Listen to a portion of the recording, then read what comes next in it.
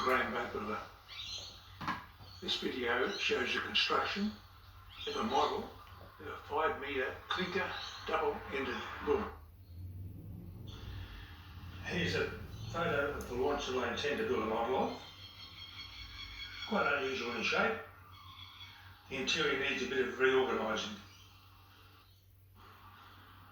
Here is the line screen that I've drawn up for that boat to a scale of 1 in 10.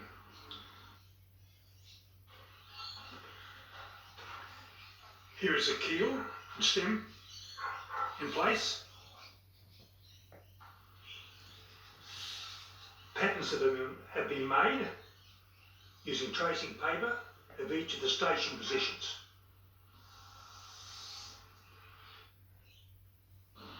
And here's a close-up of the station positions. This shot shows the boat set up now with all its temporary frames in place on a nice flat board. There's the stern post with the rabbet cut into the dead wood in the stern post. Now I'm cutting my veneers on the bandsaw to just over 1 millimetre in thickness. The timber is first of all run over the surface planer to get a nice smooth surface on both sides of the timber. And then it'll be put through the bandsaw.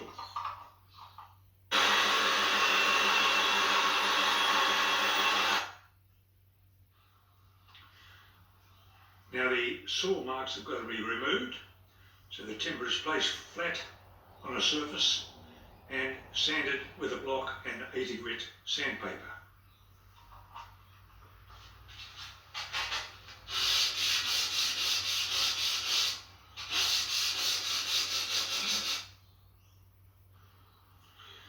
Here's the model now with 3 planks on one side, 2 on the other.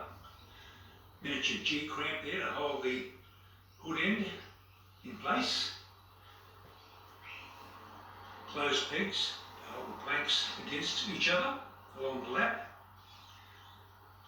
Another clamp there on the stern post.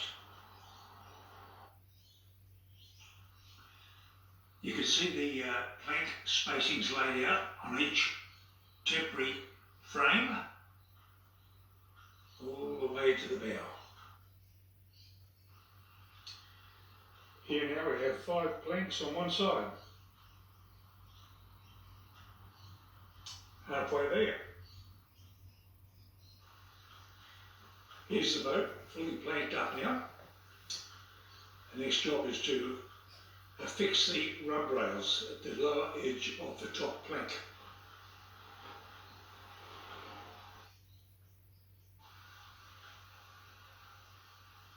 Here's one of the rub rails that will now be steamed to bend around the circumference of the boat. Here's one boiling away in the saucepan. Leave it in there for about 10 minutes and we'll do the bow end. And here's the bow end steamed into place. The rear end will be done separately. The boat is fully planked now. I've cut through here with an axial blade, the stern post, also the bow, this point here, cut through with an axial blade. Now the boat should lift off the mould. There we go.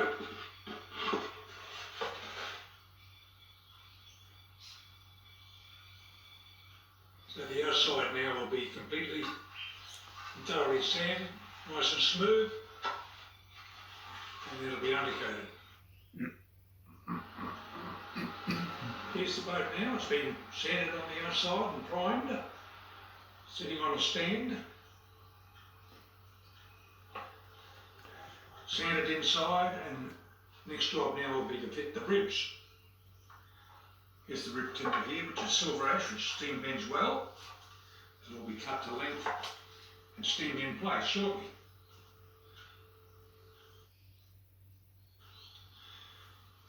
Ribbing of the boat has commenced now. The ribs are of silver ash, which steam bends well, and they have been boiled for 10 minutes or so and temporarily clamped into their approximate positions to allow them to dry and set. Tomorrow they'll be glued in place at their correct intervals. All ribs have been steamed and in place now, and those with the pegs have yet to be glued into place. The in whale's been fitted now. The next job will be to fit the capping, which seals that area off all the way around. Here's the boat now with this capping in place, and the seat stringer is also attached to the inside of the hub. Here's a view of the stern.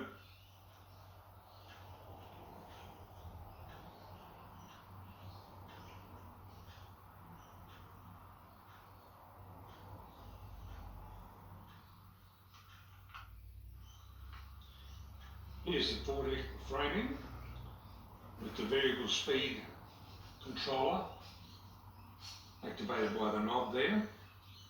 Battery box is in place. The wiring is complete. There's the motor with this restraining strap over the top, and the rear deck all ready to be clamped. The rear deck has been sanded and trimmed along the edge there. A bulkhead has been fitted there for access to under the rear, and the helmsman's seat will eventually be glued into place there. Likewise, the foredeck has been sanded, trimmed, and edged off with a moulding along this edge here.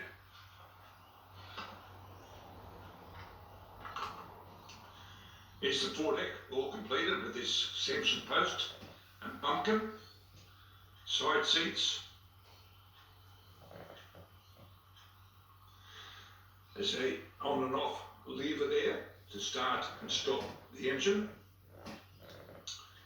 Rear seat in place and rear deck complete.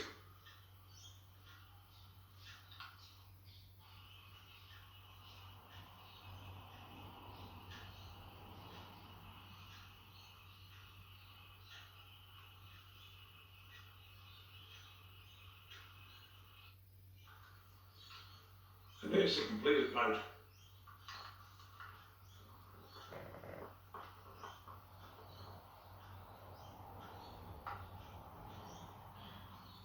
All ready for a test run now. The boat's been secured to make the boat go around in a circle. On and off.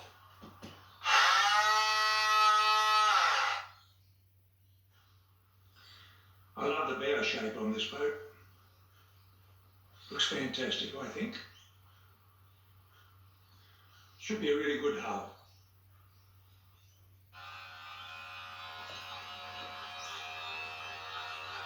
Cruising speed.